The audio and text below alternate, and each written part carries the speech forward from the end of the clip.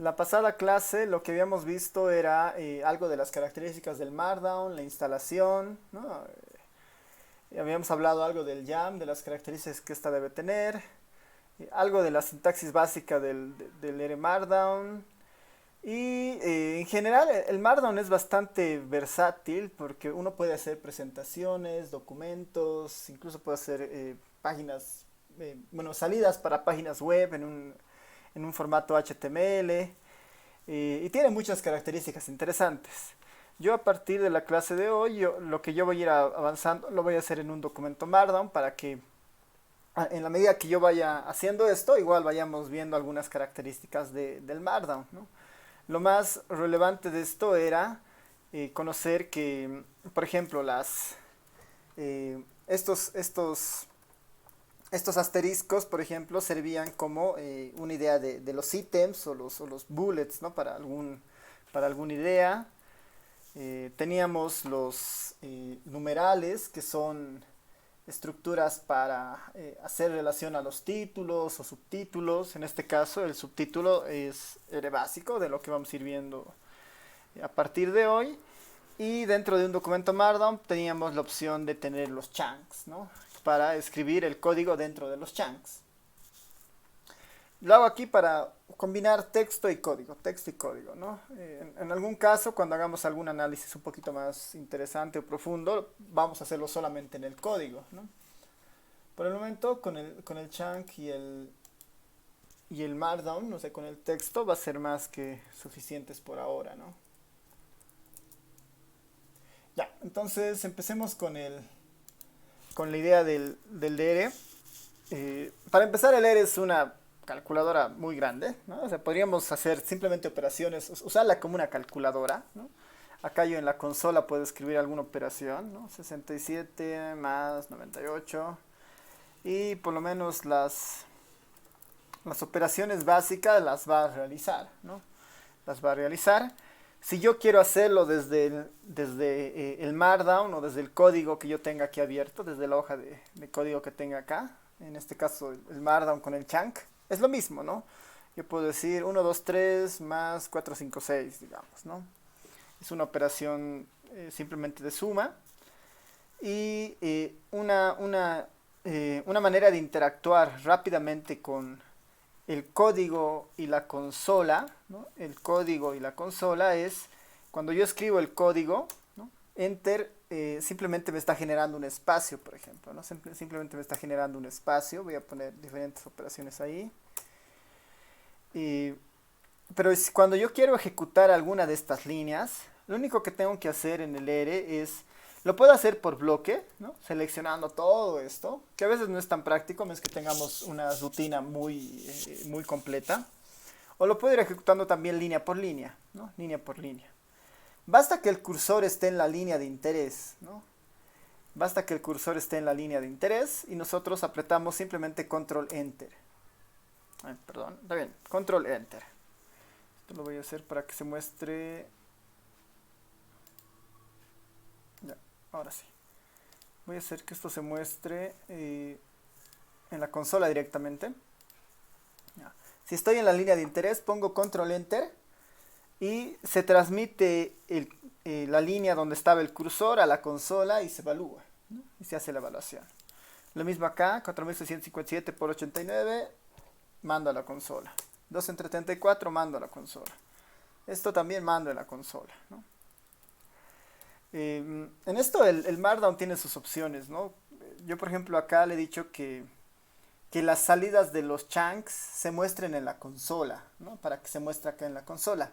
También está esta otra opción, que los chunks se muestren en la línea junto al texto, ¿no? Voy a poner esa opción, el chunks en la línea en el texto, que no es tan buena idea porque un poco lo vuelve lento el interfaz, ¿no? La interfaz la vuelve lenta. Si notan, la salida se está mostrando en la consola, pero también está apareciendo acá abajo. También aquí abajo se está mostrando, ¿no? En esta parte, ¿no? Entonces no es del todo, digamos, no es de lo mejor eso, ¿no? Ya, entonces, acá lo que yo les sugiero es mejor trabajarlo en la consola para no cargar a la interfaz. Pongo Remote Output y ahora cualquier cosa que haga se va a mostrar directamente en la consola, ¿no? Entonces se la puede utilizar para cálculos muy sencillos, ¿no? Sumas, las operaciones aritméticas básicas. Pero cuando ya queremos nosotros empezar a interactuar con el ERE para hacer ya algunos comandos, ¿no? Le vamos a llamar comandos como operaciones un poco más complejas o vinculadas ya a la funcionalidad del ERE como tal, tenemos que estar conscientes de la estructura de trabajo que tiene el ERE, ¿no? Así que para eso tenemos que conocer la lógica de los comandos en el ERE, ¿no? La lógica de los comandos en el ERE. ¿Cómo entiende el ERE los comandos? Es muy sencillo. Nosotros ponemos, ¿no? Si se dan cuenta acá en la consola, siempre hay este simbolito de mayor. Este lo que me dice es, ahí está empezando una línea nueva, digamos, ¿no? Entonces, inmediatamente después de eso, ya sea en el comando o en la consola, nosotros ponemos el nombre del comando que nosotros queremos, el nombre del comando. Y entre paréntesis, los distintos argumentos que éste pueda tener, ¿no? Los argumentos que el comando pueda tener. Cosas importantes sobre esto, no es posible resumir un comando, es decir, que los comandos que existen en el ERE son estrictamente, o sea, tienen palabras reservadas, ¿no? Si el comando para sacar la media, por ejemplo, es min, entonces no se puede abreviar con ME o solamente la M, ¿no? Tenemos que escribir de forma extensa el comando. Y además, el ERE distingue mayúsculas de minúsculas. Es decir, que el comando, por ejemplo, suma, que en el ERE es sum, siempre va a ser con minúscula, y si lo escribimos con mayúscula posiblemente estemos invocando a otra función, ¿no? Una letra puede variar y podemos estar invocando a otra función que no es la indicada, digamos, ¿no? Igual, si notan, cada comando viene seguido de estos paréntesis, ¿no? Que son como el inicio y el final de la instrucción o de lo que contiene el comando. Así que tenemos que recordar siempre cesar este tipo de espacios, ¿no? Si abre un paréntesis, cierra un paréntesis. Si abre una llave, cierra una llave, ¿no? Que en algunos casos va a empezar a aparecer también ese símbolo. Y algo igual que es un poquito importante en esta parte es que el ERE entiende el orden de los argumentos o su nombre clave, ¿no? Esto de que entiende el orden de los argumentos o su nombre clave está vinculado a que yo podría escribir un comando y explicitar el nombre del argumento. Sin importar el orden.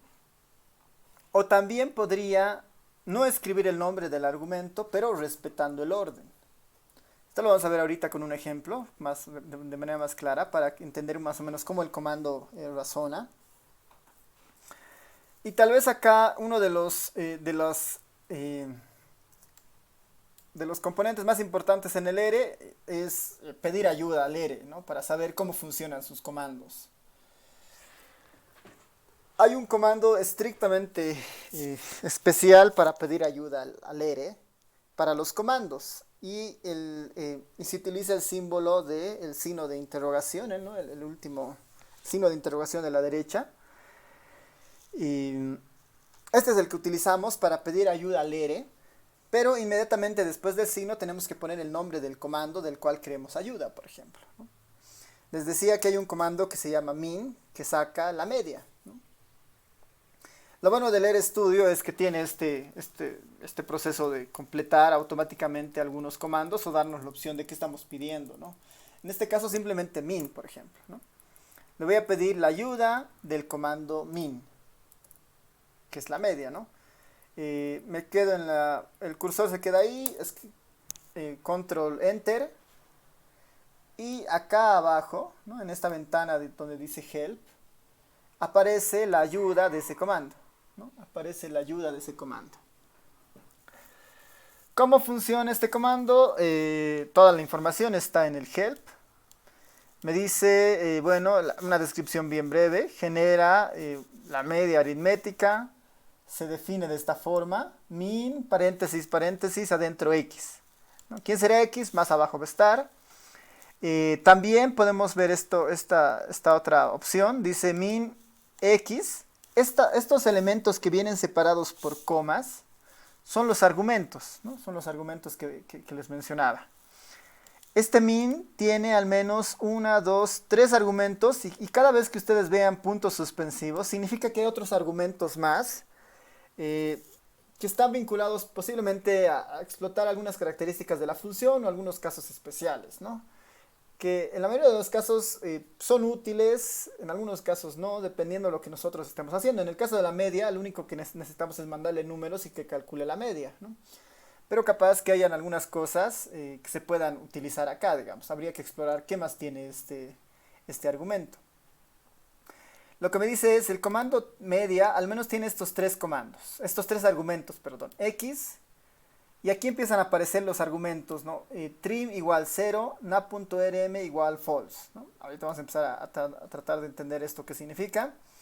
Nos dice qué es x. X es un objeto de R que tiene que tener elementos numéricos o lógicos, pueden tener fechas también, lo demás, digamos, ¿no? En el fondo, x es un objeto del R, ¿no? Es como una variable para nosotros. X es la variable de la cual queremos que se obtenga la media, digamos, ¿no? Trim es una fracción de 0 a 0,5 de las observaciones antes de la media. Podemos esto saltarnos por el momento. Está como 0, ¿no? No hace nada ahí, no hay ningún proceso vinculado a este argumento. El más importante de este tal vez es este otro argumento que aparece como na.rm, ¿no? Na.rm, que viene a ser una forma de decirle al R que si existieran valores perdidos, ¿qué es lo que tiene que hacer con esos valores perdidos? A diferencia de muchos otros programas, si existe valores perdidos en el cálculo o en alguna serie de datos, el R no va a calcular el estadístico y va a decirnos que no se puede calcular porque hay valores perdidos. Ahí necesita que nosotros tomemos alguna decisión. Y en este caso, ¿no? Para el comando media, para el comando min, este argumento controla eso. Dice na.rm. Es un valor lógico que indica cuando valores perdidos están presentes, deberían ser eliminados o no, digamos, ¿no? O saltados o obviados, ¿no? Cuando pongo na.rm igual a false, está diciendo voy a remover los valores perdidos. No se van a remover los valores perdidos. Esto que está acá es la forma en la que el R nos dice cuál es el valor por defecto que tiene la función, ¿no? O el comando. El valor por defecto para los valores perdidos es false. Si el valor por defecto fuera true, ¿no? Entonces siempre eliminaría los valores perdidos. Como por defecto está false, nosotros tendríamos que cambiar este argumento para que no haya ningún problema, ¿no? Así que eso es importante en esta parte del orden de los comandos. Así que esa es una idea interesante de esto. Si vemos más abajo, nos dan un poco más la idea de algunos comandos, una referencia de dónde se ha obtenido el comando, algunos comandos parecidos a este, ¿no? Weighted min, una media ponderada, min posits, call mins, que debe ser medias para columnas, y también nos dan algunos ejemplos, ¿no? Algunos ejemplos de esto para el comando media. Entonces, es relativamente sencillo, como ven, utilizar el comando help para pedir ayuda, o este comando, perdón, de este simbolito de signo de interrogación. Y muchas veces se aprende más de estos elementos, digamos, ¿no? Yo puedo poner ahí signo de interrogación de algún comando un poquito más interesante que podríamos ver, que por ejemplo, si están viendo modelos lineales, el comando lm es justamente para eso, ¿no? Pongo lm y me va a decir El comando lm está diseñado para hacer ajustes en modelos lineales o para, bueno, básicamente trabajar con modelos lineales. Los argumentos es una fórmula, la base de datos, si es que existe algún tipo de grupo, factores de expansión si existen o pesos, el método que se va a utilizar para calcular o para obtener los valores del modelo y mucha más información y algunos ejemplos, ¿no? Así que esta es una ayuda bien interesante, ¿no? El pedir ayuda en el ERE, ¿no? Otra cosa importante en esta misma línea es que, si se han dado cuenta, el ERE permite, bueno, para el ERE cada fila está reservada para un comando, ¿no? Acá tengo un comando, bueno, aquí tengo una instrucción, digamos, otra instrucción, otra instrucción. Acá hay una instrucción, acá hay otra instrucción. ¿Qué tal si yo quisiera en una sola fila, ¿no? Escribir varios comandos, ¿no? En una sola fila escribir varios comandos.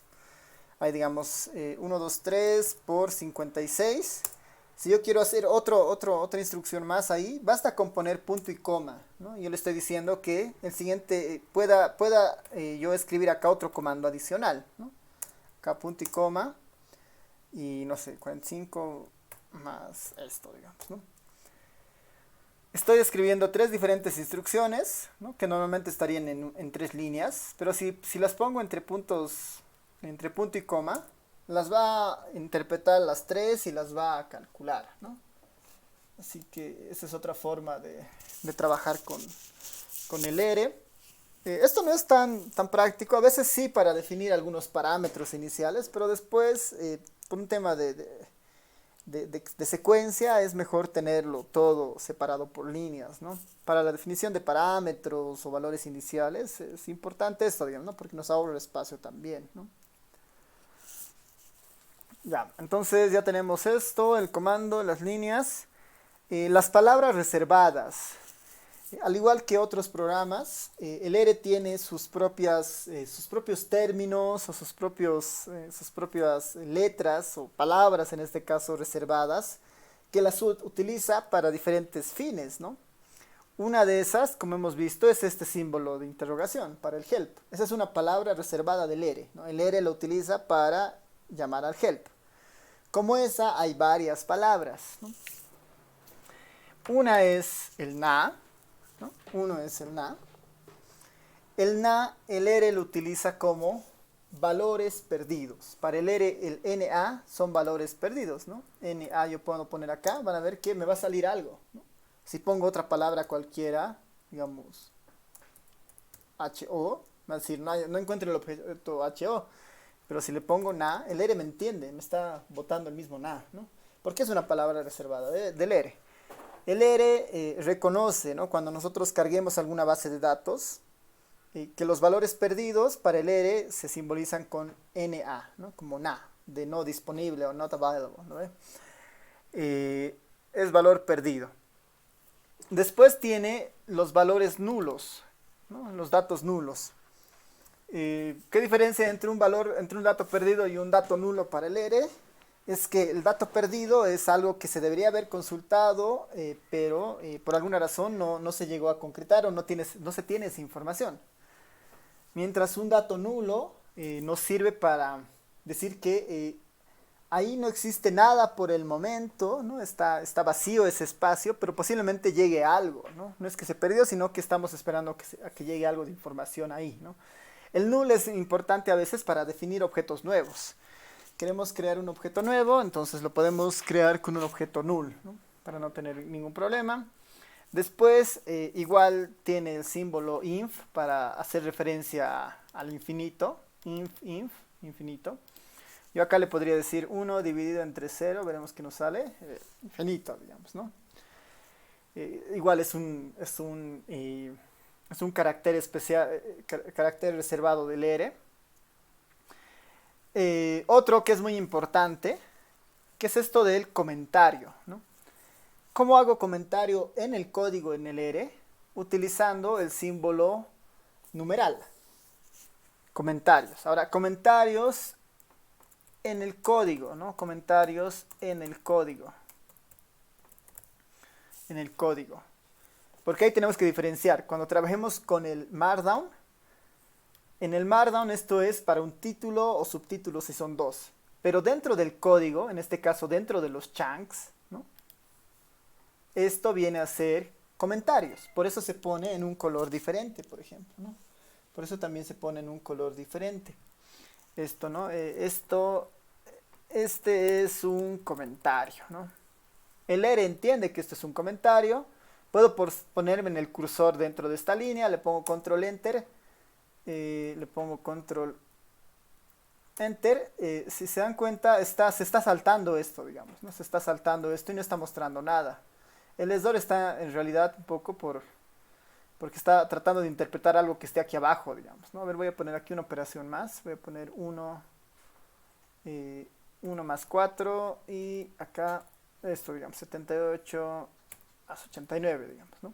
Voy a correr esto desde la línea del código, desde la línea del comentario, perdón, ¿no?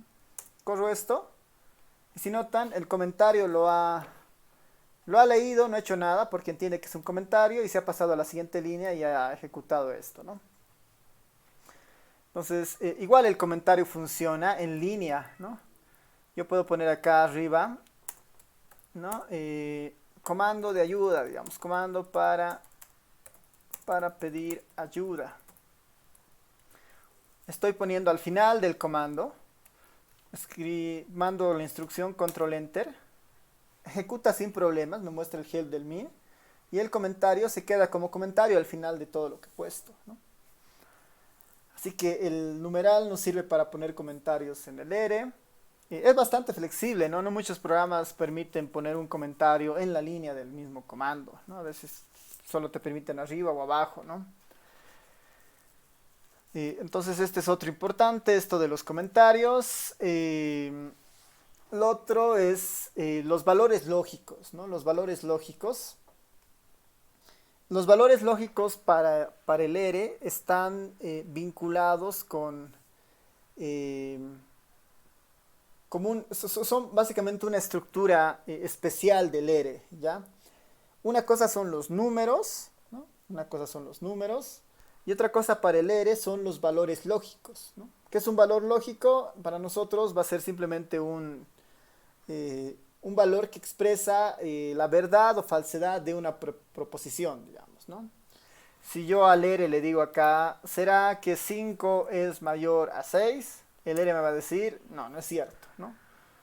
Acá hay una desigualdad vinculada y la respuesta es un valor lógico, ¿no? En este caso un booleano o un valor lógico que es false, digamos, ¿no? Es false. Lo mismo, ¿no? ¿Será que 5 es mayor a 2? Es cierto, ¿no? Entonces, esta es una estructura, este es un objeto, si quieren, o una estructura muy propia del ERE, ¿no? Esto del true y false, que nos ayuda y que nos va a ayudar mucho al componente estadístico, porque cuando nosotros vemos modelos especiales como los logits o los probits, esos están basados exclusivamente en presencia o ausencia, digamos, ¿no? En verdad o falsedad, ¿no? Son unos y ceros finalmente. Igual cuando nosotros vemos una proporción, en el fondo eso es una suma de un conteo de casos verdaderos sobre los casos totales, ¿no? Así que hay muchos valores lógicos presentes en los distintos análisis que nosotros vamos a ir haciendo, ¿no? Otro símbolo, el NaN, que no es un número, ¿no? Cuando aparece eso nos dice que no es un número. Posiblemente eso ocurra cuando yo quiera hacer alguna operación medio extraña y no necesariamente salga eso. El símbolo que ya hemos visto, de ayuda. Y después varias operaciones, ¿no? Está por demás decirles que los símbolos más, el símbolo menos, el asterisco, estos son símbolos especiales para el ERE, ¿no? Para hacer algunas operaciones. Tal vez de esto lo más interesante es, que es relativamente nuevo, cuando queremos hacer un número elevado a otro, ¿no? Que es este caso, yo le puedo decir, acá será igual 3 elevado a 5, ¿no? Me va a dar 243, ¿no? 3 elevado a 5, 243. El ere tiene en particular, solamente para este símbolo, tiene dos símbolos que hacen la misma tarea. Uno es ese símbolo y el otro es un doble asterisco. Doble asterisco elevado a la quinta. Igual 243, ¿no? Son equivalentes estos símbolos para esta operación en particular. Después tenemos esto del doble porcentaje, que es para obtener el módulo de un número. Y la división entera, el porcentaje, esta barra, este slash con otro porcentaje es la división entera, por ejemplo, ¿no? Que son símbolos ya especiales. Estos son otros caracteres especiales, este símbolo de admiración. Después tenemos este símbolo de esta I, ¿no? Esta doble I, esta barrita y esta doble barrita, ¿no? Que son otros símbolos o caracteres especiales en el ere. Principalmente estos últimos están muy vinculados a los símbolos lógicos, ¿no? A los símbolos lógicos para el ere. ¿Qué son los símbolos lógicos? Son símbolos que me van a permitir hacer comparaciones y, muy parecido a lo que uno ve en álgebra, hacer las proposiciones, básicamente, ¿no? Como antes, yo podría decirle acá, 5 será mayor a 6, va a decir false, ¿no? Este está generando un valor lógico. Si esto yo le pongo entre paréntesis, y adelante de esto yo le pongo el signo de admiración, me va a decir true, ¿no? Este simbolito de acá no es nada más que la negación, ¿no? Es para la negación, es el símbolo de negación. Cualquier cosa, cualquier valor lógico lo invierte, ¿no? Si es true lo vuelve false, si es false lo vuelve true, ¿no? Eso es lo que hace esta. Que es muy útil en muchos casos, ¿no? Que es muy útil en muchos casos. Después tenemos el ilógico, ¿no? Aquí puedo decirle, será que... bueno, más que el ilógico veremos la igualdad, ¿no? La igualdad. Cuando yo quiero comprobar si algo es igual a algo, ¿no? Si algo es igual a algo, yo puedo decirle, ¿será que el 2 elevado a 2 es igual a 4? ¿No? Para hacer la igualdad, para hacer una comparación, para decirle al ere que quiero que compare estos resultados, tengo que utilizar el doble igual, ¿no? Esto es para hacer una consulta lógica, si quieren, ¿no? ¿Será que el 2 elevado al 2 es igual a 4? Hago la consulta y el ere me dice, sí, eso es cierto, ¿no? El 2 elevado a 2 es igual a 4. Esto es para hacer la igualdad. Después, eventualmente, nosotros vamos a querer hacer algunas operaciones adicionales. Digamos, yo puedo decirle, ¿será que 5 es mayor a 6? Y además, ¿no? Y además, 2 elevado a 2 será igual a 4. ¿No? Aquí estoy utilizando el i. Este es el i lógico. Y aquí abajo les voy a mostrar el o lógico, que sería este, ¿no? El o lógico. Este es el i lógico y este es el o lógico. En el primer caso, ¿qué debería salir? Falsedad y verdad, ¿qué nos da? Falsedad, ¿no ven? En el o lógico, falsedad y verdad, ¿qué nos da? Verdad, ¿no? Basta que una sea verdad, todo es verdad. En el ilógico todos tienen que ser true para que se vuelva true, ¿no ven? Esto es parte de álgebra en realidad, pero ya tenemos ahí los símbolos que nos van a ayudar a esto. Y otro que es importante, que lo voy a hacer aquí abajito siguiendo la igualdad, es la desigualdad, ¿no? La desigualdad. ¿Será que 2 elevado a 2 es distinto? Este símbolo es para distinto, ¿no? Como una negación de la igualdad, ¿no? Signo de eliminación con el igual es distinto. ¿Será que 2 elevado al cuadrado es distinto de 4? No, es falso, porque son iguales, ¿no? Y ahí tengo los operadores, pues, relacionados a la igualdad, ¿no? Tal vez acá simplemente mencionar que este doble i con este doble palito, ¿no? Son equivalentes. ¿no? Son equivalentes. El R tiene, es igual, digamos, utilizar uno o dos de esos símbolos es para el R lo mismo. Esto es un poco de la herencia que tenían de los otros paquetes como el S, donde había esa, digamos, idea de doble I, digamos, para tener esto. Pero tenemos cualquiera de los dos escenarios, son exactamente lo mismo. Ya. Después, obviamente los otros símbolos lógicos que podrían estar aquí presentes serán los mayores o igual, ¿no? ¿Será que 5 es mayor o igual que 5? Sí, ¿no? Es mayor o igual a 5. Las desigualdades igual son operadores que nos van a devolver algún grado de comparación, ¿no? Mayor igual, menor igual, menor, mayor, ¿no? Están presentes también acá, ¿no? Como símbolos de desigualdad también. Capaz que los pueda incorporar acá para que los tengamos, ¿no? Que sería el mayor, el menor, el mayor o igual, o el menor o igual, ¿no? Si no me equivoco es en ese orden, ¿no? Vamos a probar si funciona el otro. Igual o menor. Y no va a funcionar. La manera correcta siempre es primero el sentido de la desigualdad, mayor, menor, y si hay igualdad, después poner eso, ¿no? Ese es el orden correcto. Ese es el orden correcto en esta parte. Ya. ¿Hasta acá alguna pregunta, algún comentario, duda?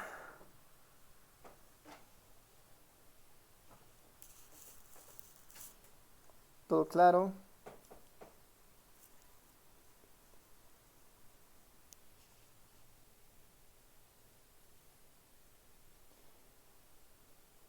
Ya, parece que sí. Así que vámonos a la siguiente parte, que es la asignación o creación de objetos, ¿no?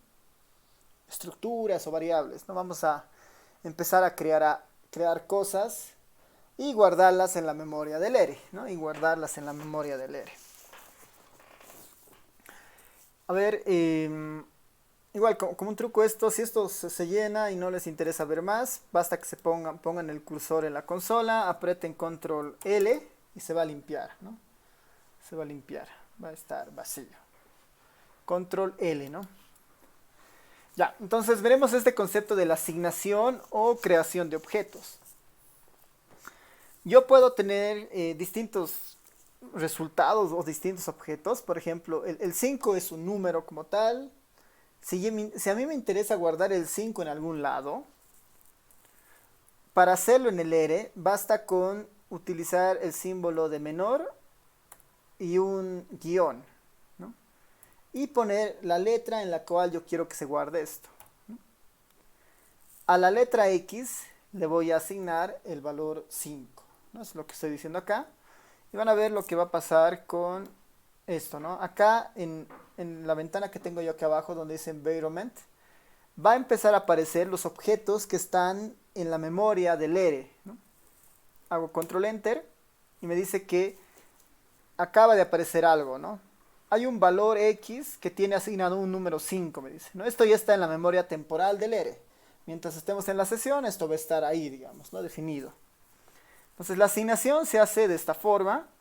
También funciona, yo voy a poner acá una Y, utilizando un solo igual.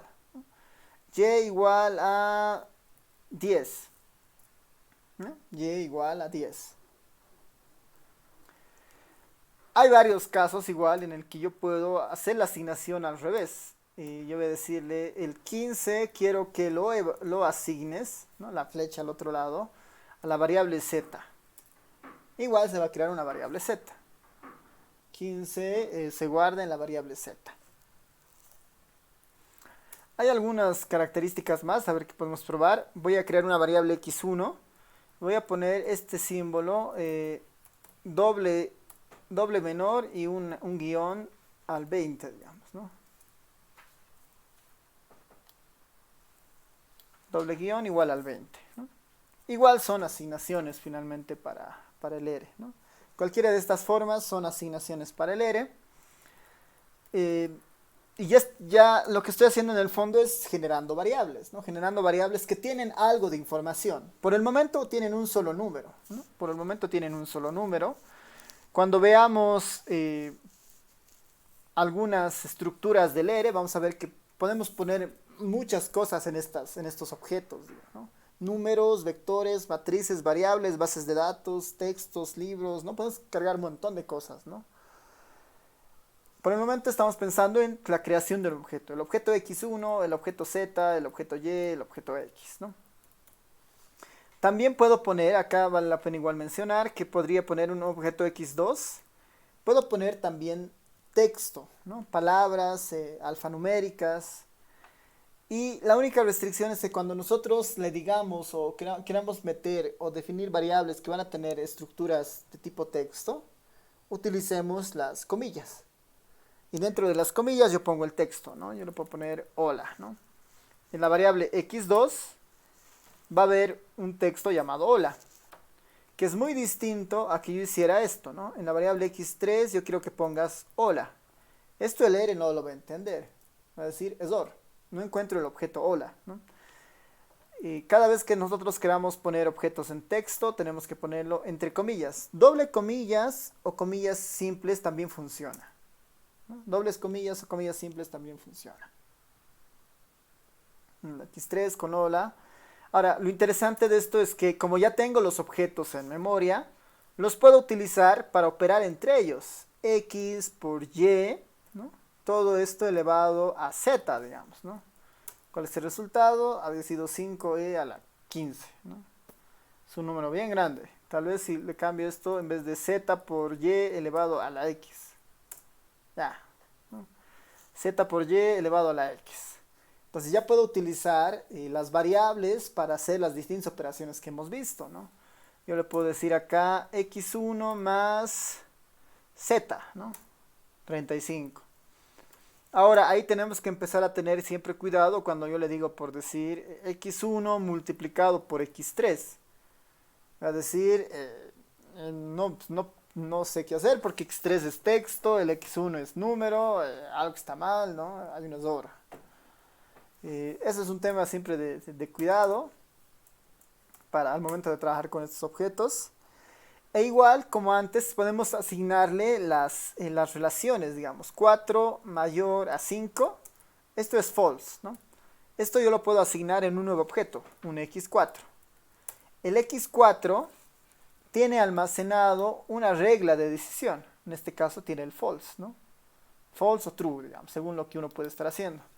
Acá lo mismo podría ser x5, se va a asignar si y es mayor a x elevado al cuadrado, digamos, ¿no? En x5, false, ¿no? Se está empezando a guardar todo eso. Así que igual voy a poder crear estos objetos de esta forma, ¿no? Y para nosotros que siempre trabajamos con variables, la única sugerencia es tratar de utilizar nombres fáciles de recordar, que nos den alguna relación de lo que contienen, porque ahí hay todo un arte, ¿no? De los nombres. Acá hay dos enlaces que están en acá, que están justamente orientados a eso, ¿no? De cómo nombrar variables cuando se hace programación, por ejemplo, ¿no? Hay todo un texto orientado solamente a ese componente. A ver, vamos a ver si este se abre. Está todavía actualizado.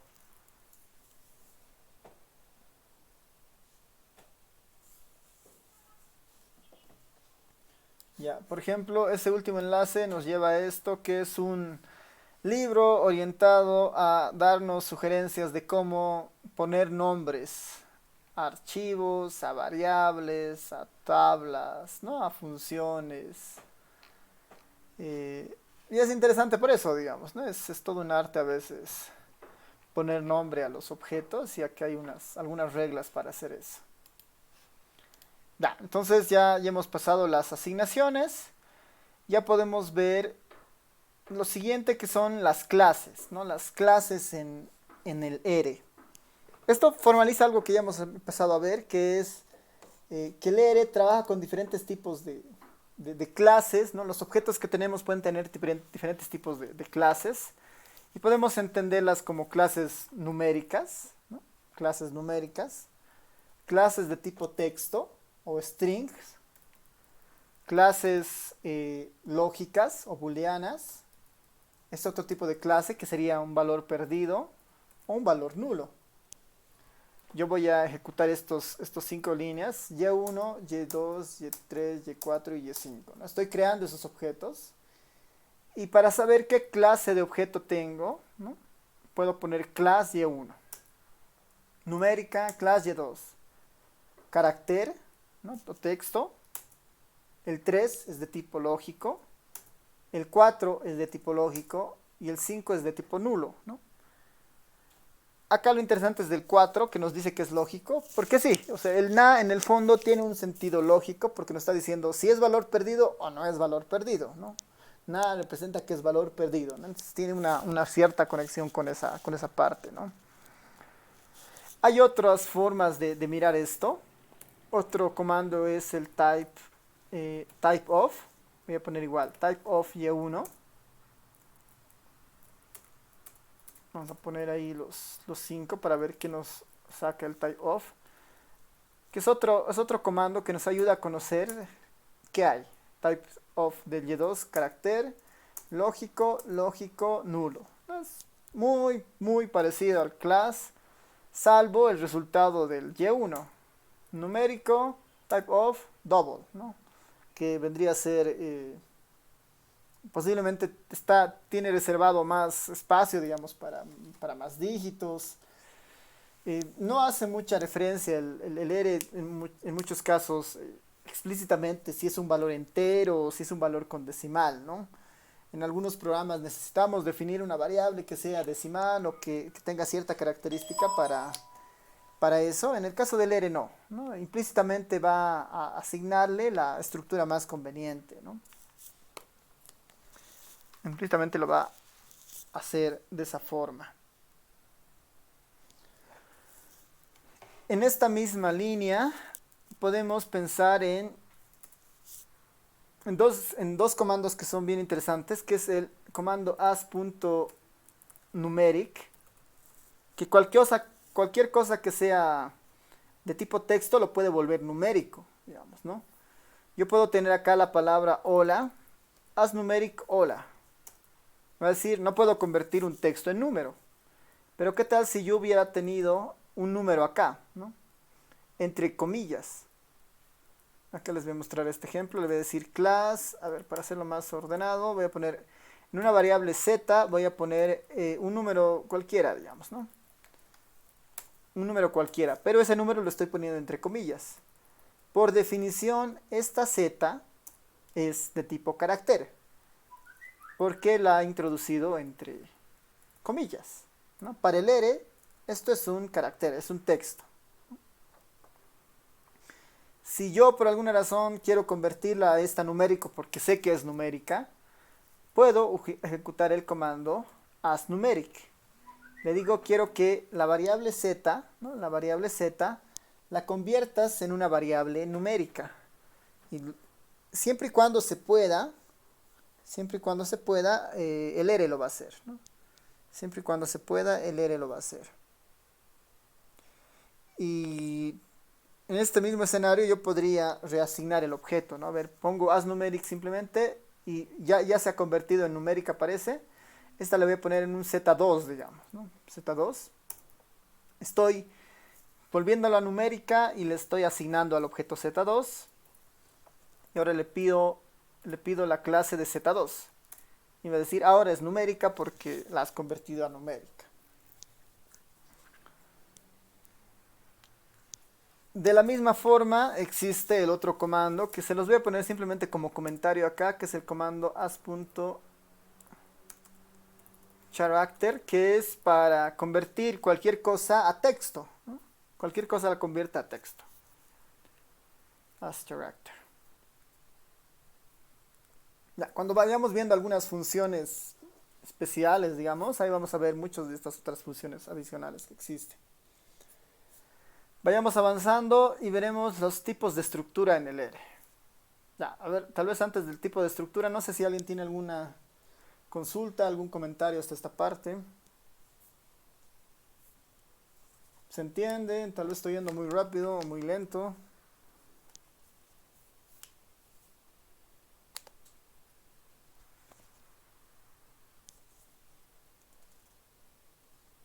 Ya, es buena pregunta. ¿Cómo eliminamos las variables? Por ejemplo, ahora tenemos cargado toda esta información acá, ¿no? Toda esta información acá. Aquí antes de entrar a tipos de estructura, voy a poner un puntito aparte que se llamen algunas funciones, ¿no? Algunas funciones útiles, ¿no? Algunas funciones adicionales, algunos comandos adicionales. Y podemos ir viendo eso, comandos adicionales. Antes de ver esto de tipos de estructuras, voy a insertar un chunk. Para eliminar una variable o cualquier objeto, basta con poner el comando rm, ¿no? De remove o de remover, y dentro de el comando le pongo la variable que yo quiero eliminar. ¿Qué tal si yo quiero eliminar acá la variable y? ¿No? Quiero eliminar la variable y. Control enter y se ha ido la variable y, ¿no? Se ha ido la variable y. Puedo hacerla más larga, ¿no? Quiero eliminar la y1, la y2, la y3, la y4. Y se han ido todas las y's, ¿no? La y1, la y2, la y3 y la y4, ¿no? En el rm puedo poner todo lo que quiero eliminar, ¿no? Siempre y cuando exista, ¿no? Yo puedo poner, quiero que remuevas la w, me va a decir, no hay w, ¿no? Así que no puedo removerla. Lo importante es que existe ese objeto. Otra cosa interesante en este punto, u otro comando interesante, esto es para eliminar, digamos, eliminar, más que variables, elimina objetos, eliminar objetos. Para nosotros estas x de acá o estos valores que hemos ido asignando son objetos. Porque van a tener en algunos casos vectores, matrices, bases de datos, ¿no? Y en cualquier caso con el rm la vas a poder borrar lo que tenga, ¿no? Para eliminar objetos. Si yo quisiera listar, ¿no? A veces, si yo quisiera listar todos los objetos que existen en la memoria, ¿no? Todos los objetos que existen en la memoria, ¿no? Voy a poner acá, listando los objetos en memoria. Basta utilizar el comando ls. El comando ls me va a mostrar todos los objetos que están en memoria ahora. ls, ¿no? ls me muestra todos los objetos que están en la memoria. Fácilmente yo podría combinar el comando rm con el comando ls. Veremos si nos funciona la primera. Ejecuto. Ya, está bien, ese es un tema de los argumentos. Aquí es un buen ejemplo de los argumentos, ¿no? El rm funciona de varias formas. Una es dándole el nombre de los objetos que quiero eliminar. Y1, Y2, Y3, Y4. Que estén ahí adentro. El ls, ¿qué le está devolviendo? Le está devolviendo este listado, pero entre comillitas, ¿no? El rm no lo está entendiendo y me dice error, ¿no? Error. Vamos al help del rm para conocer cómo funciona, ¿no? Remueve objetos, ¿no? Del environment, no especificados en el environment, que es este. Aquí está la forma, ¿no? Dice, rm funciona de esta forma. Punto, coma, lista y todo lo demás, ¿no? Dice, los puntos son para que tú introduzcas los objetos que van a ser removidos, como los nombres, sin las comillas, ¿no? Sin las comillas, y que no sean, o bueno, sin las comillas o no como elementos tipo caracteres, digamos, ¿no? Y aquí me da un argumento interesante. Me dice, utiliza este argumento lista cuando tú tengas un vector que contenga, ¿no? Un vector de caracteres con los nombres de los objetos que tú quieres remover. Ese vector de caracteres con los nombres de los objetos que yo quiero remover se encuentra en el comando ls, ¿no? El ls genera todo esto. Este en el fondo es un vector con los nombres de los objetos que están en la memoria. Yo podría utilizar acá y decirle, bueno, este argumento se llama list, y en list yo quiero que pongas el comando ls, que es el que genera todos los nombres de las variables actualmente activas. Ya con esta corrección ejecuto nuevamente el comando y se limpia la memoria, ¿no? Se limpia la memoria. Este comando rm con el ls combinado es para remover la memoria, remover todos los objetos en memoria. Todos los objetos en memoria. Remover todos los objetos en memoria. Eso es interesante, por eso este comando ls junto con el rm, ¿no? A veces, como en las calculadoras antiguas, ¿no? Siempre borrábamos la memoria al inicio para que no se filtre alguna cosa y nos arruine el cálculo, ¿no? Entonces, en este caso, eso lo hace el rm list ls, ¿no? Ya, ¿alguna consulta más? Tal vez para ver algún otro comando que pueda ser interesante.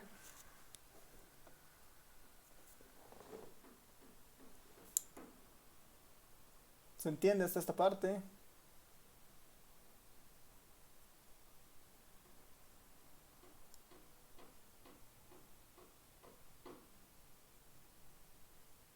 Ya. Avanzaremos entonces, sigue. Vámonos a los tipos de estructura. A los tipos de estructura, ya aquí se pone un poco más interesante porque ya estamos empezando a acercarnos a algo que nosotros manejamos, que son las bases de datos, ¿no? Pero desde el enfoque del ERE, ¿no? Desde el enfoque del ERE. Para el ERE existen dos tipos de estructura, ¿no? Para el ERE existen dos tipos de estructura. Se los voy a poner acá. A ver que aparezcan. Aquí están, ¿no? Los tipos de estructura que tiene el ERE son las estructuras homogéneas o las estructuras heterogéneas. Las estructuras homogéneas o las estructuras heterogéneas. La característica principal de las estructuras homogéneas es que son estructuras que tienen el mismo tipo de objeto dentro, ¿no? O tienen valores similares. Es como decir, un objeto homogéneo es el que contiene, por decir, puros números. No tiene números y letras, son puros números. Ese es el ejemplo de una matriz, por ejemplo.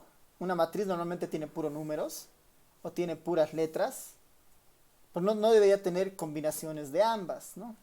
O un vector, ¿no? Un vector de información, normalmente de una variable en particular, tiene la misma clase, ¿no? Tiene los mismos o son puros números, son puro texto, o son puros valores lógicos. Entonces los homogéneos, las estructuras homogéneas son las que tienen justamente objetos similares dentro, ¿no? Y las estructuras heterogéneas son las que pueden contener dentro de sí diferentes tipos de objetos, ¿no? Pueden ser numéricas, textos, lógicos, ¿no? El heterogéneo es lo más cercano a lo que nosotros vemos en una base de datos. Una base de datos podría pensarse que tiene la estructura de una matriz, porque tiene filas y columnas, pero la característica de una base de datos común es que las columnas, que son variables, pueden tener diferentes tipos de características, ¿no? La edad de las personas, numérica. El nombre de las personas, texto, ¿no? Estado civil de las personas, codificada, ¿no? Hay códigos. Igual, digamos, ¿no? Si la persona es, por decir, es pobre o no es pobre, digamos, ¿no? Como una variable igual lógica, true y false, digamos, pobre, no pobre, como una variable binaria. Entonces, las estructuras heterogéneas son las a las que vamos a ir, con las que vamos a ir trabajando nosotros más seguramente, pero es importante que tengamos conciencia de todos estos objetos, los homogéneos, los heterogéneos. Dentro de los homogéneos, el más pequeño de estos son los escalares, ¿no? Un escalar. Un escalar es un solo valor simple, ¿no? Es un único valor, ¿no? Un escalar, aquí lo voy a cambiar, esto es un único valor, ¿no? Tiene un único valor. Un único valor. Un único valor. Como antes, ¿no? En el objeto X poníamos el 1. X es un escalar, ¿no? En el objeto Y yo pongo la palabra hola. El objeto Y es otro escalar. Solamente tiene un único objeto, un único valor, ¿no?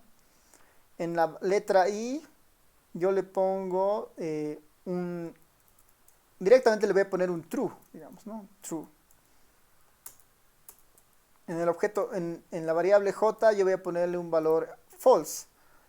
Ahora acá es importante para los valores booleanos que estos son los únicos casos en los que el ERE permite algún tipo de,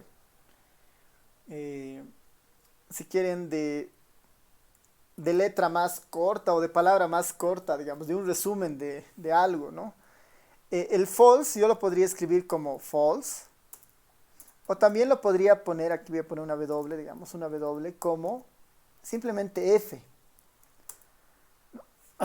F o false lo entiende por igual el ERE, o true y T también lo entiende por igual, ¿no? Son los únicos casos en los que se puede resumir algún comando, se puede acortar alguna palabra, en este caso en el ERE, en el true y el false.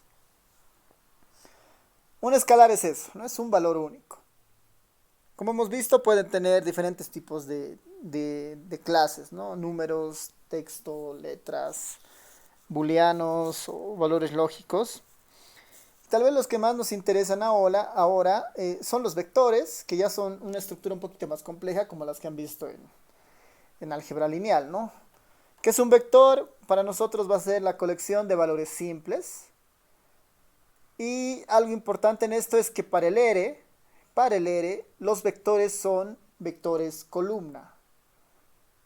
Para el ERE, los vectores son vectores columna, ¿no? Como ya estamos entrando un poco en la lógica del álgebra lineal acá, tenemos que tener conciencia de eso, digamos, ¿no? Vectores fila, vectores columna, filas y columna. Al momento de hacer una multiplicación de matrices, eso importa para que existe correspondencia entre las dimensiones y todo lo demás, ¿no? En el caso del ERE, los vectores son vectores columna. ¿Cómo defino un vector en el ERE? Aquí hay varias formas. Vamos a empezar con la básica, digamos, con la definición. Con la definición de un vector. La definición de un vector. Después vamos a ver operaciones con vectores. Después generando vectores de una manera más sencilla. Y algunos vectores estadísticos útiles. La definición de un vector es bien sencilla, x1 asigno. Yo puedo crear un vector manualmente, ¿no? Y eso lo hago con el comando C, ¿no? El comando C, que hay hartas teorías de qué es lo que significa esta C en la comunidad del ERE, ¿no? De las más aceptadas es que C hace relación a columna. Como son vectores columna, voy a introducir un vector columna, ¿no?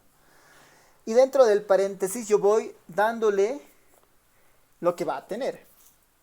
Va a tener números 2,4,6, ¿no?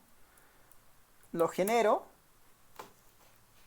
y ya acabo de crear mi primer vector, ¿no? Acá x1 y empieza a cambiar la forma en la que en el environment se presenta esto. Me dice x1 es un vector numérico que tiene 3 elementos. 2, 4 y 6, ¿no? 2, 4 y 6.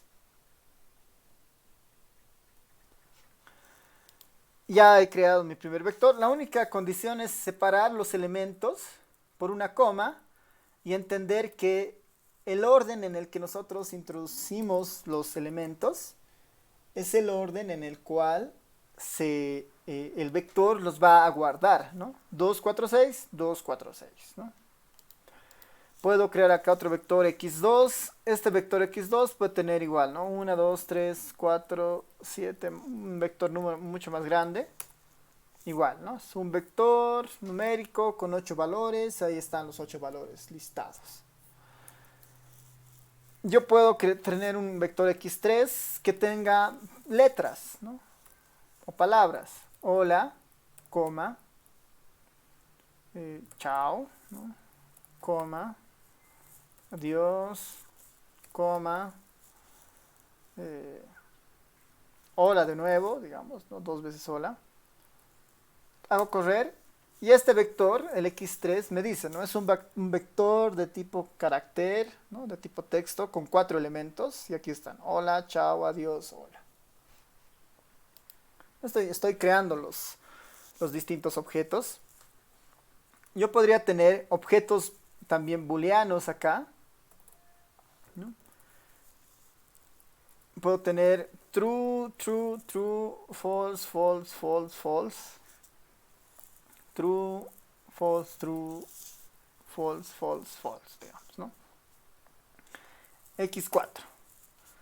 ¿Qué es X4? Acá el R me empieza a decir que el X4 es un vector lógico con 13 valores y ahí me empieza a dar un listado de los 13 valores, ¿no? Vector lógico.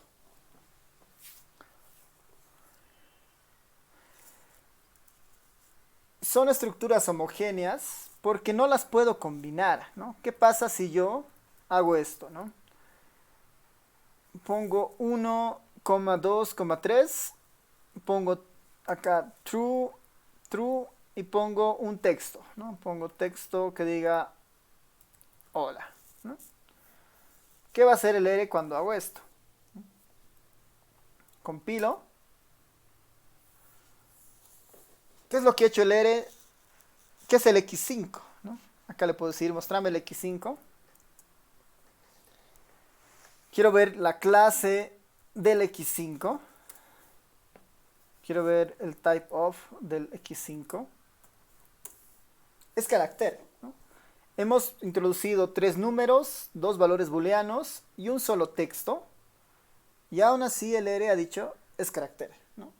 ¿Por qué? Porque para el R un vector es una estructura homogénea, por lo tanto tiene que tener los mismos tipos de clases, ¿no?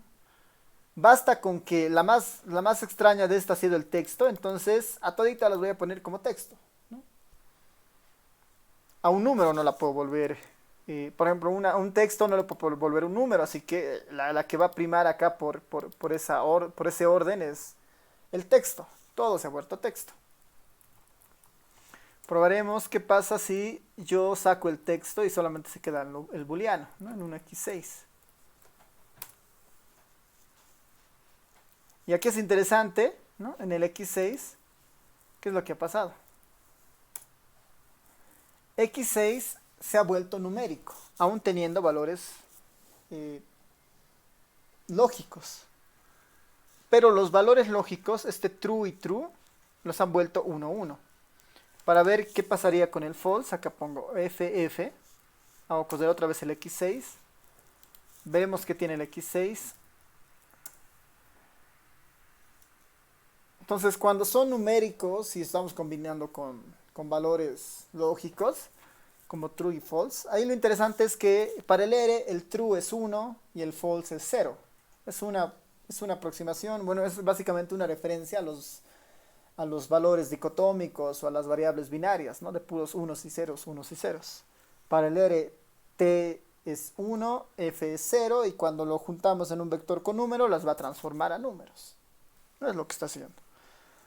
Entonces, estos son los vectores y, como les digo, tienen que tener el mismo tipo de clase, ¿no? Si son números, puros números. Si son texto, puro texto. Si las combinamos y hay texto, el texto va a ganar, ¿no? Operaciones con vectores, igual, ¿no? Como son vectores, yo puedo hacer muchas cosas interesantes. Acá el X1, yo le puedo sumar el mismo X1. La suma de vectores funciona.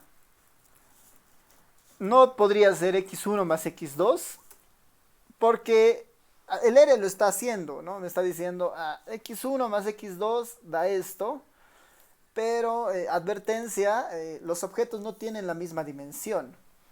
El X1 tiene 3 elementos, el X2 tiene 3, 6, 8 elementos.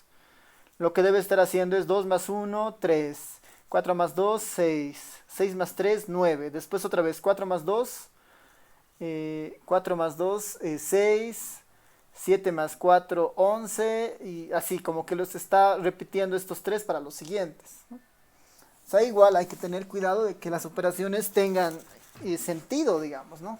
Acá el R va a hacer lo que puede, en algunos casos va a salir error, en otros casos como esto va a salir una advertencia, ¿no? De que no tienen la misma longitud, así que capaz que hay un problema. Esto lo voy a poner como un mal ejemplo, digamos, ¿no? Un mal ejemplo de que esto no debería hacerse. Después, igual, podemos elevar x1 elevado al cuadrado. Cada elemento del vector lo va a elevar al cuadrado, ¿no? Son operaciones en cada una de las celdas. Lo mismo podría ser x1 dividido entre x1. División entre vectores. Ahora, esta división es en el sentido estricto de celda por celda, ¿no? No es una división de vectores en la idea de álgebra lineal, ¿no? Es celda por celda, ¿no? Es celda por celda. Después, igual puedo hacer algunas operaciones sencillas, ¿no? Del vector x2, ¿cuáles serán menores a 5? Perdón, mayores a 5. Igual, se está generando una evaluación para cada una de las celdas, ¿no? Celda 1 mayor a 5, sí o no. Celda 2 mayor a 5, sí o no, ¿no? Y va generando los false y los trues en todos los casos.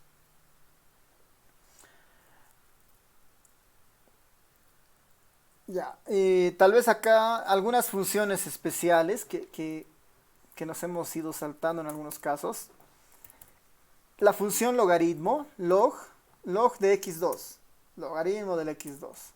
La función exponencial, exponencial del x2, ¿no? La función raíz cuadrada, sqrt del x2. Esto sirve para escalares o para vectores, ¿no? Esto es la función logaritmo. Logaritmo, esta debe ser el logaritmo en base e, ¿no? Lo compute, ya, no es el logaritmo en base 10, ya, y también podemos alterar la base, ¿no? Ya. Entonces, igual tenemos ahí la exponencial. Esta es la función exponencial, y esta es la función raíz cuadrada, ¿no? Función raíz cuadrada. Entre las que uno podría utilizar, digamos, en algún momento.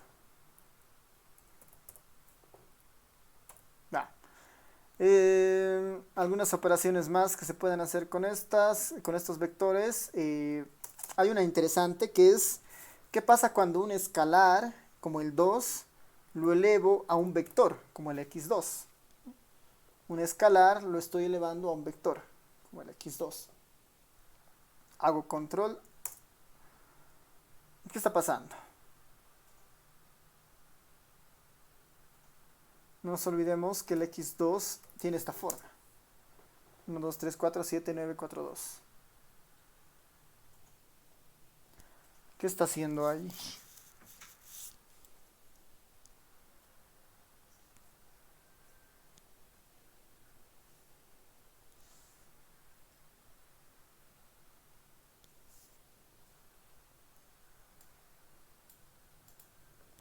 ¿Qué dicen? ¿Qué está haciendo en este caso?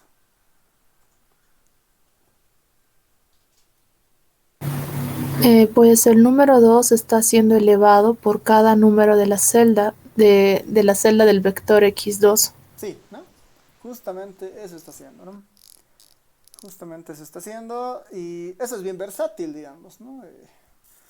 Eso es bien versátil. Lo mismo podría pasar seguramente si yo lo hago como, no sé, 2 dividido entre x1. Igual 2 entre cada una de las celdas, ¿no? 2 entre cada una de las celdas. Ya, vámonos a generando vectores, ¿no? Vámonos a generando vectores. Esta idea de generando vectores es en realidad, son comandos que se utilizan para generar de manera más rápida los vectores. Una manera de generar vectores correlativos, ¿no? Vectores correlativos con saltos así de unidad, es 1, 2 puntos, por decir 10, me va a generar una secuencia del 1 al 10, ¿no? Con saltos de 1. 1, 2 puntos, 10.000, me va a generar una secuencia del 1 hasta el 10.000, ¿no? Acá en la consola no se muestra, me muestra los primeros 1000 números y me dice que se han omitido 9000 entradas. Pero estas yo las podría ir almacenando en algún objeto, ¿no? Les voy a almacenar esto en B1, digamos. B1, B2, ¿no? El B1 tiene 10 objetos, es entero. El B2 tiene 10.000 objetos, que es entero. Y son las correlaciones, no, el correlativo, ¿no? Desde el 1 hasta el 10.000.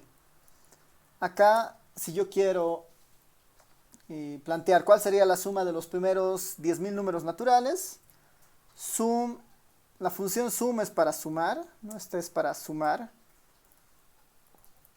Para sumar, quiero que sumes el B1. Sum de B1 va a sumar todas las celdas del vector, y la suma de los 10 primeros naturales, de los primeros 10 números naturales, había sido 55. Quiero que sumes el B2. La suma de los 10.000 números naturales había sido ese número, que es 50.005.000, ¿no ve? Sí. Entonces, esta es una forma muy rápida de generar vectores, ¿no? Del 1 al 10, del 1 al 100, ¿no? Que puede tener muchos usos. Cuando veamos los loops, ¿no? Los fors, van a ver que esto es muy útil en esa parte. Si no me equivoco, igual funciona al revés, ¿no? A ver, voy a ponerle del 100 al 1. Y sí, ¿no? Funciona también al revés. Esto va a ser mi vector 3. Acá la clave para esto es, voy a ponerle del 99 al 0, ¿no? La clave de esto es los dos puntos, ¿no? Los dos puntos le están diciendo al R que genere esa secuencia, pero los saltos son en una unidad, ¿no? En una unidad. Los saltos son en una unidad. Si queremos tener algunos saltos un poquito más especiales, ¿no? Podemos utilizar otro comando, que es el comando sec. El comando sec genera secuencias, ¿no? Ahí está el help. Genera secuencias. ¿Cómo funciona el comando? Tiene un argumento que dice from 1, desde donde inicia, hasta dónde va, ¿no? Y cuál es el salto, by, ¿no? De dónde a dónde y el salto, ¿no? De dónde a dónde y el salto. Entonces podemos ver acá, yo le puedo decir, quiero que vayas del 1 al 100 en saltos de 2. Del 1 al 100 en saltos de 2. Este es un ejemplo bueno donde yo estoy respetando el orden de los argumentos. El orden de los argumentos es from, to, by, ¿no? De dónde hasta dónde y el salto. Del 1 al 100 en saltos de 2. Pongo y va del 1 al 100 en saltos de 2. No llega al 100 porque el salto no llega al 100, ¿no? El salto se va al 101 y se para en el 99. 1, 3, 5, 7, 9, 13, ¿no? Puedo ser un poquito más específico acá y le digo, quiero que vayas desde el 0 hasta el 1 en saltos de 0,01, ¿no? Una décima de fracción. Perdón, he puesto algo mal. Acá, el punto decimal. Ya. Quiero que vayas del 0 al 1, del 0 al 1 en saltos de 0,01. Y ahí está, ¿no? Me está generando un vector del 0 al 1 en saltos de 0,01. Este comando secuencia es justamente para eso, ¿no? Esto lo voy a guardar en un B5 y esto lo puedo guardar en un B6, ¿no? Que son estas secuencias que se están generando. Este comando sec es útil justamente para conocer la importancia del orden, ¿no? Acá simplemente he puesto 0, 1 y 0, 1, entendiendo que es de dónde, hasta dónde y el salto. Si yo no voy a respetar el orden, ¿no? Si no voy a respetar el orden, tengo que poner el argumento. Y puedo decir, quiero que los saltos se hagan en saltos de 10. Quiero que se vaya hasta el 100 y quiero que inicies desde el menos 20, ¿no? Va a iniciar en el menos 20, va a ir hasta el 100 y va a hacer saltos de 10. Acá no estoy respetando el orden. Como no respeto el orden, tengo que poner el argumento, ¿no? Entonces acá va a ir del menos 20 al 100 en saltos de 10.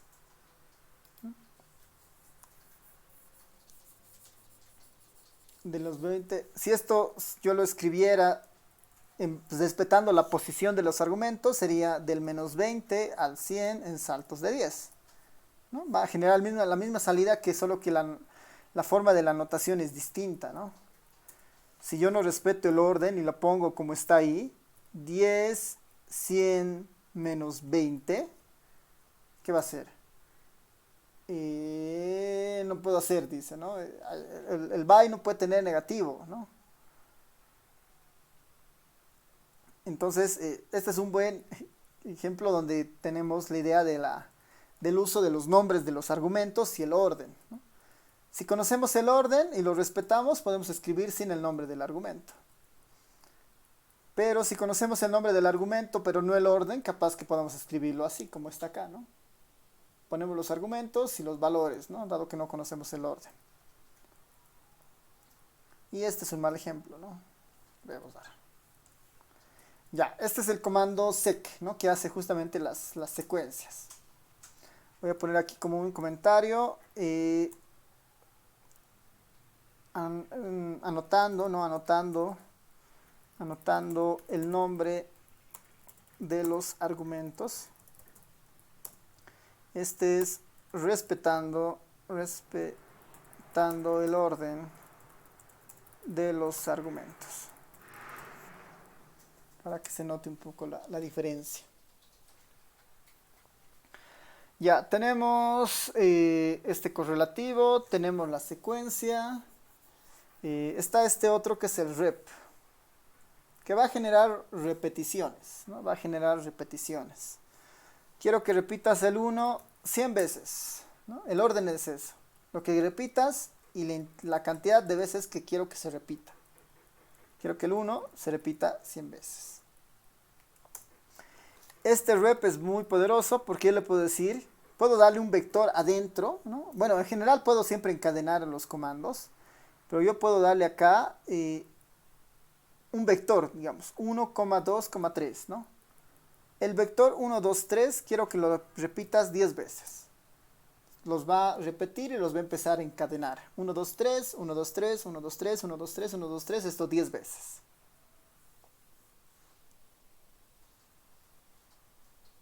1, 2, 3, 10 veces, ¿no?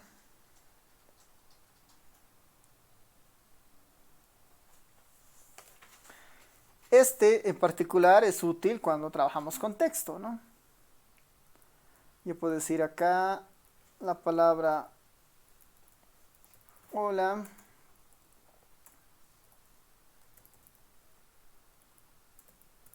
¿Cómo estás? Signo de interrogación, ¿no? 10 veces. Hola, ¿cómo estás? Hola, ¿cómo estás? Hola, ¿cómo estás? Hola, ¿cómo estás? ¿No? Se está repitiendo el texto muchas veces. Cuando tengamos algún trabajo, algún proyecto que se tiene que emular muchas veces, estos comandos son muy útiles, ¿no? Alguna vez nosotros teníamos que hacer un atlas municipal, donde se tenía que repetir la misma información para todos los municipios, ¿no? Entonces el título era muy parecido y solamente había que repetir y pegarle el título a los 340 municipios, digamos, ¿no? Entonces era más fácil hacer esto, generar un vector solo que le ponga los títulos de manera automática, y los títulos en particular tienen muchas cosas en común, ¿no? Así que esta es una opción muy interesante para esta, ¿no? El rep y el sec. Ya, creo que esos son los básicos en esta parte.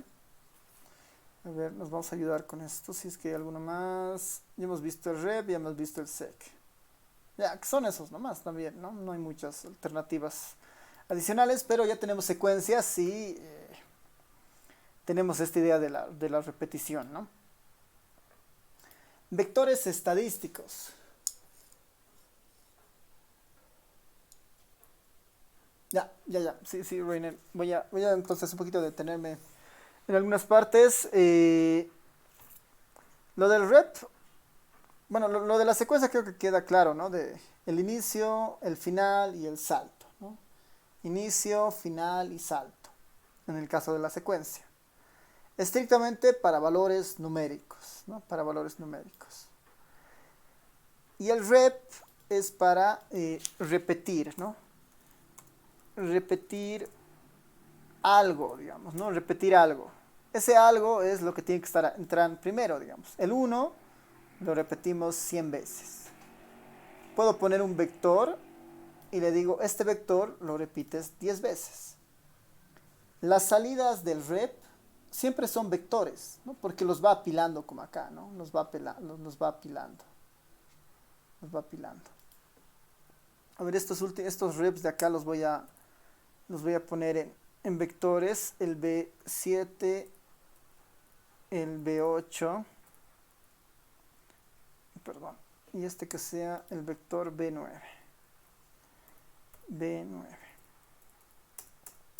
Ya. Sabrán, antes de pasar a esto de los vectores estadísticos, como son vectores, a diferencia de los escalares, este tiene mayor tamaño, ¿no? Y el comando length es para conocer el tamaño del vector. Le pongo length del B8 y va a decir, este vector B8 tiene 30 elementos, ¿no? Esto es para conocer el tamaño del vector, ¿no? 30 elementos. Le puedo decir el length del B7, o bueno, del B6, digamos. 101 valores, el B6, que era uno de los más grandes, ¿no? Del 0 al 1 en saltos de 0.01.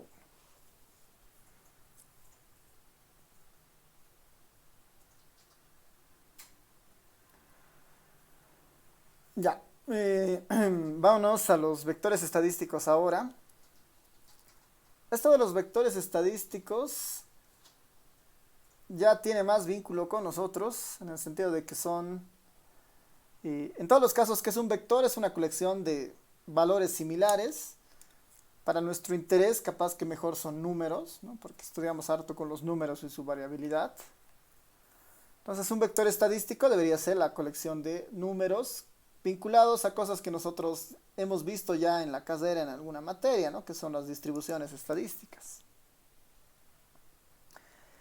En la materia de simulación, si la han tomado, se aprende un poco el concepto de cómo generar números aleatorios.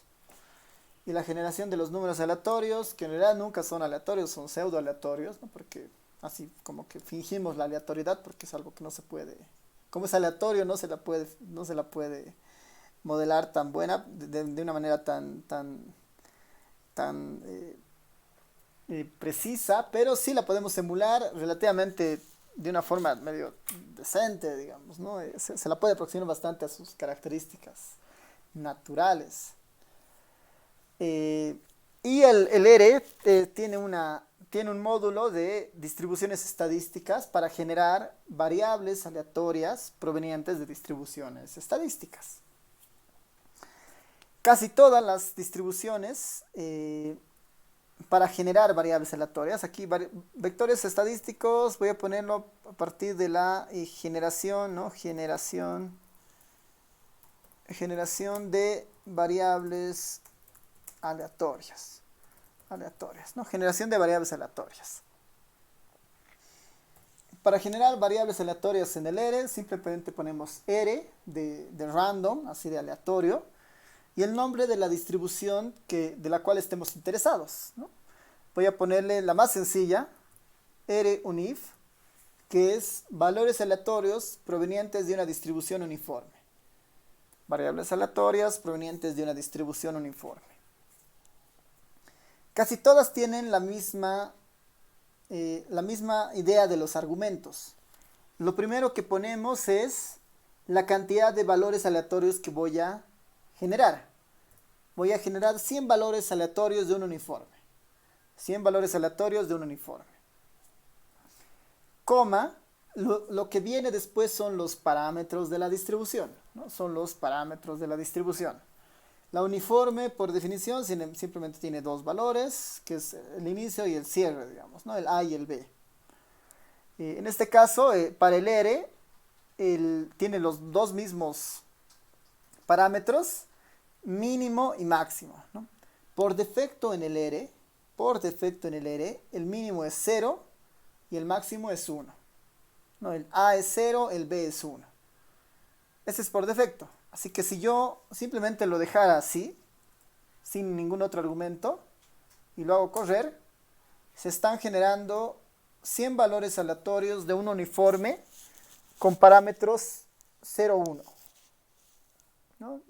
Variables aleatorias distribuidas aleatoriamente, uniformemente en el intervalo de 0 a 1. ¿No?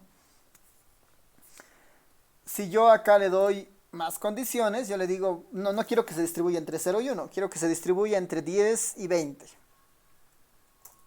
Ahí están 100 valores 100 valores aleatorios provenientes de una distribución uniforme distribuida entre 10 y 20. Entre 10 y 20.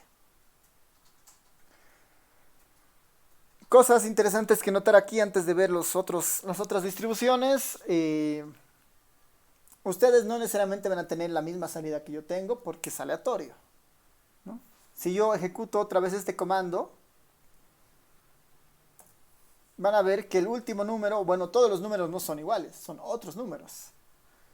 Este es 1653 de la anterior corrida y este es 1243. ¿Por qué? Porque estas distribuciones están encargadas de modelar la aleatoriedad y garantizar este concepto de aleatoriedad. Cada vez van a ser distintos valores, pero la única característica es que son 100 valores aleatorios de una distribución uniforme entre 10 y 20. ¿No? Ustedes van a tener diferentes valores a los míos. Siempre, ¿no? Como una alternativa en esta lógica de investigación reproducible, que es que para hacer algún proyecto de simulación y que los resultados que yo alcance sean los mismos que ustedes alcancen, a veces es importante establecer que tengamos los mismos números aleatorios, ¿no? Quisiera que ustedes tengan esta misma secuencia que yo tengo acá, por ejemplo, ¿no? Hay formas de hacer eso, ¿no? Hay formas de hacer eso, y eso está bien vinculado a estos vectores estadísticos. Y es la siguiente, ¿no? Antes de ejecutar cualquier proceso aleatorio en el R, ¿no? En este caso este es un proceso aleatorio, genera números aleatorios o variables aleatorias, tengo que establecer lo que se llama en simulación una semilla, ¿no? Y una semilla no es nada más que un valor de arranque que garantiza que toda la serie de números aleatorios siempre sea la misma, ¿no? A partir de esta semilla. En el R, eso se logra con el comando set.sit, ¿no? Con el comando set.sit. El comando set.sit pone una semilla. Si todos usamos la misma semilla, la generación de los números aleatorios que generemos a continuación debería ser la misma. Nuestra semilla que sea simplemente 1, 2, 3, 4, ¿no? La semilla setSit 1, 2, 3, 4, corro la semilla, corro la distribución uniforme, y ustedes deberían tener exactamente este mismo vector, ¿no? Este vector con los mismos 100 números. Exactamente el mismo vector. Esta semilla solamente sirve una vez, ¿no? Si yo vuelvo a hacer correr el RUnif, no va a ser el mismo vector y no va a ser lo mismo que ustedes tienen. Si yo quiero volver a repetir esto, ¿no? A ver, para mostrarles eso, esto inicia en 11.13. Vuelvo a correr el RUnif, ya no tengo el 11.13, tengo 10.53, 16.60, ¿no? Tengo otras cosas, ¿no? Si yo quiero volver a tener ese vector, corro la semilla, corro la variable aleatoria y otra vez tengo el 11.13, ¿no? Estos dos están casados, digamos, ¿no? Para garantizar esto. Y si ustedes están utilizando la misma semilla, ustedes van a tener exactamente el mismo vector que yo tengo. ¿Para qué es útil esto? Esta xrunif la voy a guardar en la variable x. Semilla y asigno, ¿no? Otra vez, semilla y asigno. Y le pido la media de la variable x, ¿no? Que ya habíamos visto el comando min es para sacarle la media de algo. Min de la variable x. 14.37. ¿no? Ustedes deberían tener exactamente la misma media, ¿no? Porque hemos utilizado la misma semilla.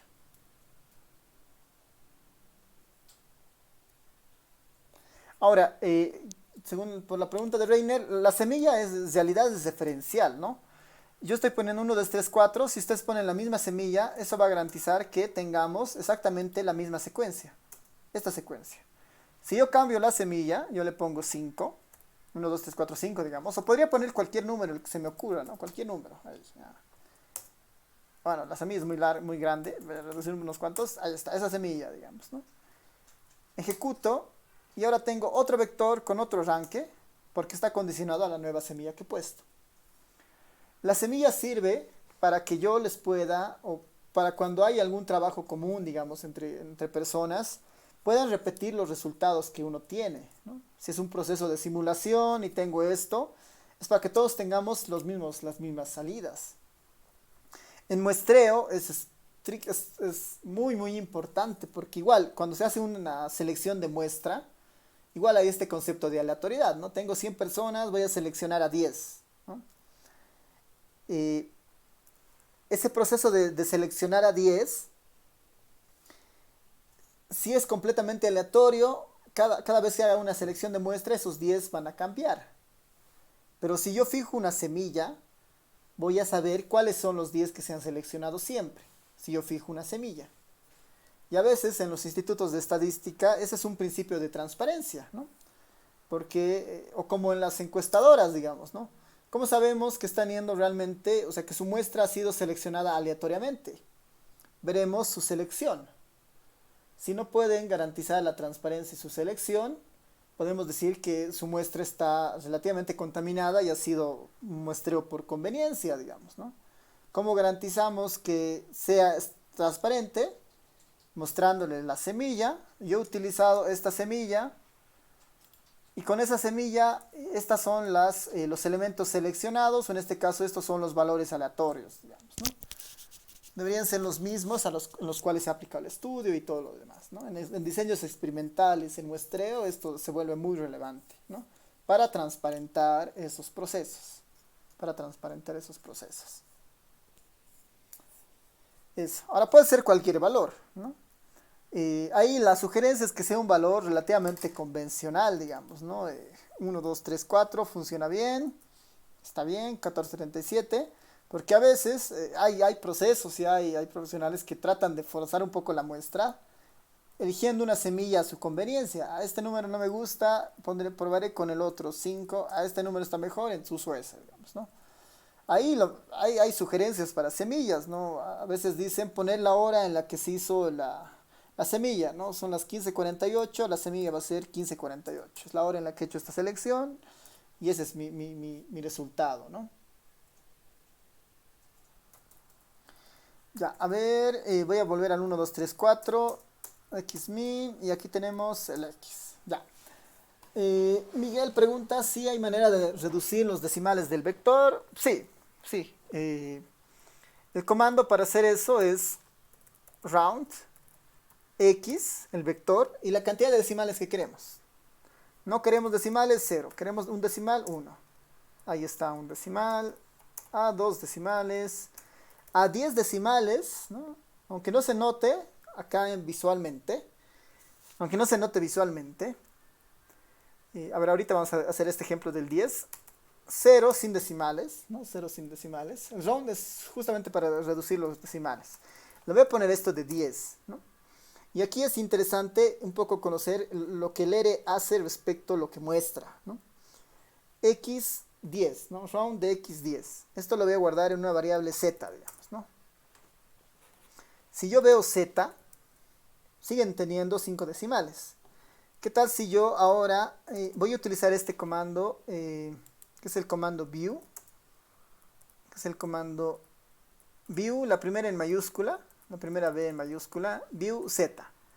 Este es para ver el vector alojado en la memoria del R. Ahí está el vector alojado en la memoria del R. Le voy a dar más espacio, aunque no me está mostrando todos los decimales, al parecer. Vamos a ver. una cosa para ver si me muestra. Ya, está bien, ¿no? Todos los decimales, no se está viendo todavía completamente todos los decimales que muestra acá. Pensé que iba a ser suficiente con el view, pero si no, eh, ya, la podemos retomar esta otra parte, otro día. Está bien, el round es para redondear y el view me va a servir para ver lo que tengo en el vector en una forma de más de ventana de cálculo, digamos, ¿no? Como una hoja de Excel o como una base de datos tipo Stata o SPSS, ¿no? Que está ahí. Ya, entonces el ERE-UNIF ya está vinculado a una distribución uniforme y el ERE hace relación a eso, ¿no? Random de una distribución uniforme, 100 valores con estos parámetros. Al igual que eso, existen otras distribuciones. Está el ERE-NORM para una distribución normal. Quiero 100 valores de una distribución normal. Sus parámetros están ahí, en la media y la desviación estándar, ¿no? El mu y el sigma, por definición están 0 y 1. Es una normal estándar. Y le puedo decir, no, quiero una normal con centro en 10 y desviación estándar en 5. Y este en teoría está modelando una normal estándar. Bueno, perdón, una normal con media en 10 y varianza 5. Esta yo la puedo guardar en una variable y. Y sin ir muy lejos voy a ponerle un histograma para el ERE, que es simplemente hist. Quiero ver el comportamiento de y. Hist de y, eso es lo que está saliendo, ¿no? Y sí, se parece a una normal, ¿no? Se parece bastante a una normal. Con centro en 10 y varianza, o bueno, desviación estándar en 5. Con desviación estándar en 5 significa que por lo menos a menos 2 veces la desviación estándar, que sería entre el 0 y el 20, digamos, ¿no? Se encuentra el 99,5% de la información y demás está después, ¿no? A veces, para simular mejor, puedo aumentar acá y decirle, no quiero 100 valores, quiero 100.000 valores, ¿no? 100.000 valores de una normal y le hago su histograma, ¿no? Cada vez va a ser más fino y va a construir de mejor forma la distribución de la cual proviene. Esta es una simulación de 100.000 valores de una normal con media en 10 y varianza en 5.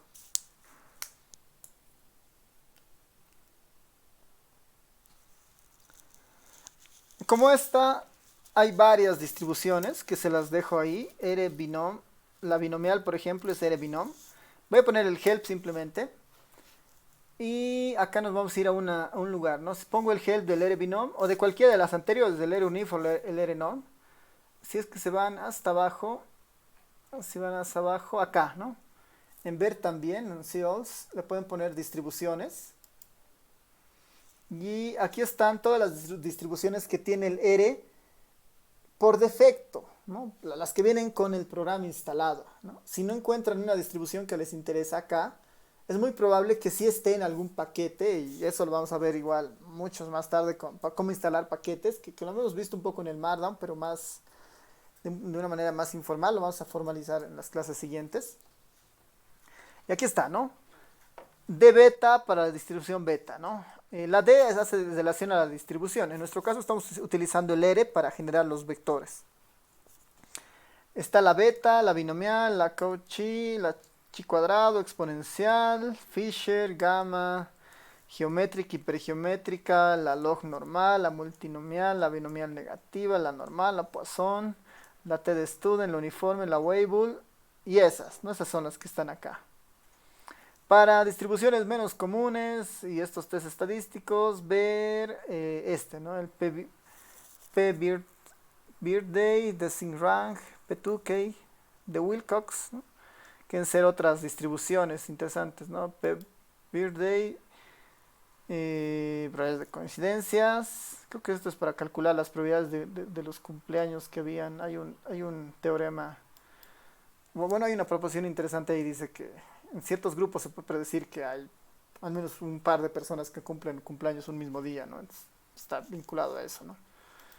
Los de rango, ¿no? Wilcox, están más vinculados a no paramétrica seguramente, ¿no? Pero ahí, ¿no? Ahí tenemos una colección de las distribuciones y todas esas se pueden obtener valores aleatorios de esas y tener sus distribuciones. El uso de esas va a depender de lo que ustedes hagan. Los usos en simulación. A veces se utiliza para simular o para imputar algunos valores en algunos procesos de regresión. Tiene diferentes usos este componente y lo bueno es que el ERE tiene ese fondo, ¿no? Ya, ¿qué tal? ¿Hasta acá alguna otra consulta, duda antes de terminar con esto?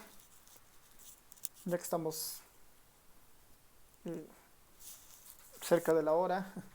La siguiente clase vamos a ver matrices, arrays, y vamos a empezar en las heterogéneas y vamos a entrar a los loops y condiciones, ¿no? Tienes que tratar de cesar esto hasta el martes, hasta las condiciones, hasta las funciones idealmente. Y bueno, después esto de importación de datos se va a volver algo muy rutinario en lo siguiente, así que no va a ser tan relevante verlo tan fuertemente, sino que va a ser más una práctica con todos, ¿no? Ya, ¿alguna consulta más, comentario tal vez por el chat o por el micrófono?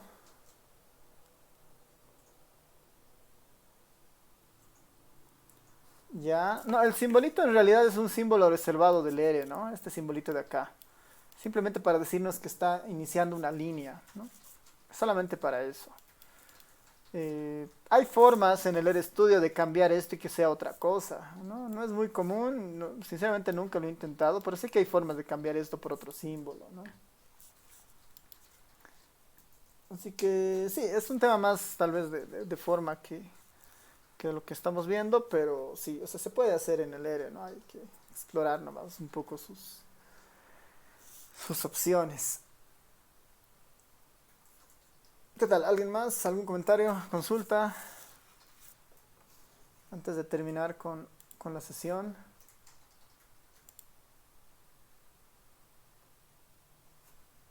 Ya, creo que nadie.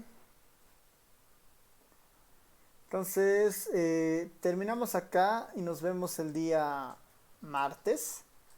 Sí, el día martes. Como han visto, por lo menos casi toda esta parte va a ser código, ejemplos, bueno, código sí uso. Así que lo que les recomiendo es traten de ir practicando esto en sus casas, ¿no? Con sus computadoras para ver que todo les corra, entender el comando, entender la lógica. Ya de la siguiente semana voy a preparar algunos ejercicios para que ustedes vayan practicando también.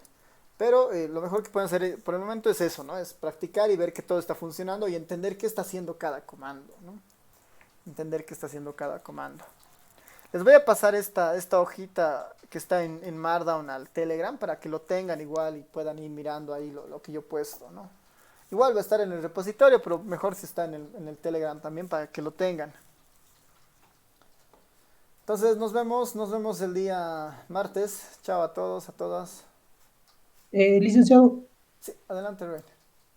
eh, como no va a haber práctica, tal vez nos dé un texto o nos puede decir un texto del cual podemos estar resolviendo los ejercicios que tiene propuesto el texto. Ya, ya, me parece bien. No hay muchos documentos en EDE que tengan eso, pero voy a encontrar. Es que igual hay varios que tienen ya sus mismos solucionarios, así que mi recomendación ahí es tratar de revisar los documentos. Les voy a pasar más bien un documento que tiene mucho de esto del ERE. Capaz que eso lo pueden ir repasando, ¿no? Y más que los ejercicios por el momento es entender bien la lógica de los comandos y la programación, ¿no? Pero sí, les voy a ir pasando material al Telegram para que lo tengan. Ahorita les paso el texto que hemos dicho para la lectura y también les paso el librito para que vayan consultando esto del ERE. Se los paso en un momentito más. Ahorita voy a buscarlo y se los mando. Y dice, nos digo que el video va a estar en Netflix, pero nos digo que va a conseguir algún enlace de tal manera que podamos ver el video directamente. Sí, lo estoy buscando. La mayoría están en inglés. Lo de Netflix, lo bueno es que está con subtítulos y en algunos, bueno, y creo que igual está el audio en español.